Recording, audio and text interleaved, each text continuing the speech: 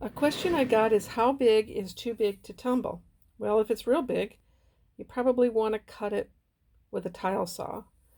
But you can tumble some big rocks. I've got this monster that I've been tumbling for a couple of years now. Not constantly, but every time I have a batch that's not too full, I throw it in there and tumble it in stage one for a while. And when it's finally to a point where I'm ready to move it on to stage two, then I will be able to finish it probably in a few weeks. But until then, it keeps going back into stage one. The rock has to have room to tumble. It also has to be with other rocks that are not fragile. If you put this monster in there with fragile rocks, it's going to bang the heck out of them and you're going to destroy your other rocks. So you want to put it in there when you're tumbling other hard rocks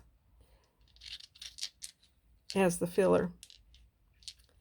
Then when you get to the point where you're finally satisfied with it, it's finally rounded enough, you're going to move on to stage two.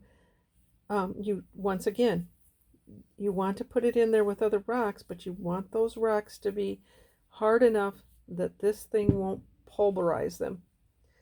Same thing stage three, same thing polish stage four.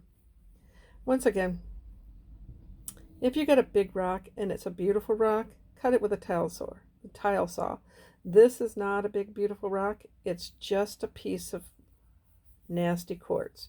I am not going to go through the trouble of cutting a rock like this, but I am going to keep throwing it in there just because one of my grandkids picked it up, they like it, and eventually I'll get it polished up for them and they can use it as a paperweight or something.